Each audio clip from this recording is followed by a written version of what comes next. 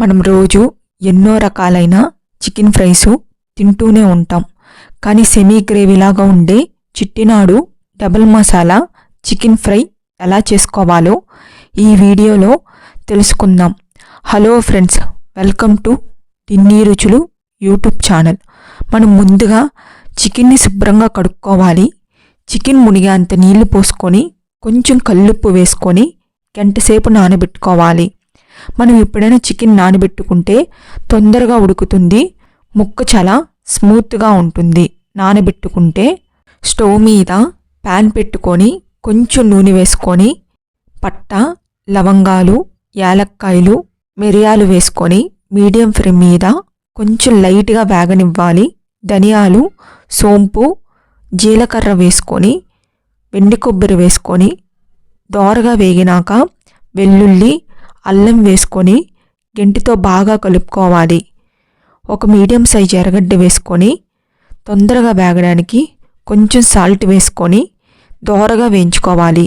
2 medium size టమోటాలను వేసుకొని మెత్తగా అయ్యేంతవరకు మగ్గనివ్వాలి. మనం వేయించుకున్న మసాలాన్ని మిక్సీ గిన్నెలో వేసుకొని స్టవ్ మీద బాండిల్ పెట్టుకొని 2.5 గంటె నూనె వేసుకోవాలి. వేడైనాక చికెన్ని వేసుకొని గెంటితో బాగా కలుపుకోవాలి. 5 నిమిషాలు మగ్గనివ్వాలి. 3 పచ్చిమిరపకాయలు వేసుకొని 1 స్పూన్ పసుపు వేసుకొని రుచికి సరిపడినంత సాల్ట్ వేసుకొని గెంటితో బాగా కలుపుకోవాలి. మనం సాల్ట్ అనేది ఎర్రగడ్డలు అప్పుడు వేసుకున్నాం. మనం చికెన్ని ఉప్పు నీళ్ళలో నానబెట్టుకున్నాం కాబట్టి చూసుకొని వేసుకోండి. మూత పెట్టుకొని 10 నిమిషాలు మగ్గనివ్వాలి. గెంటితో బాగా కలుపుకోవాలి మాడకుండా. 1.5 స్పూన్ కారం వేసుకొని బాగా కలుపుకోవాలి. మనం వేయించుకున్న మసాలాన్ని మిక్సీ గిన్నెలో వేసుకొని పేస్ట్ను వేసుకోవాలి. మిక్సీ గిన్నెలో కొంచెం నీళ్లు పోసుకొని అవి చికెన్లో వేసుకోవాలి. గెంటితో బాగా కలుపుకోవాలి, మాడకుండా చూసుకోవాలి. మూత పెట్టుకొని గెంటితో కలుపుకుంటూ దగ్గరగా అయ్యేంతవరకు ఉడికించాలి.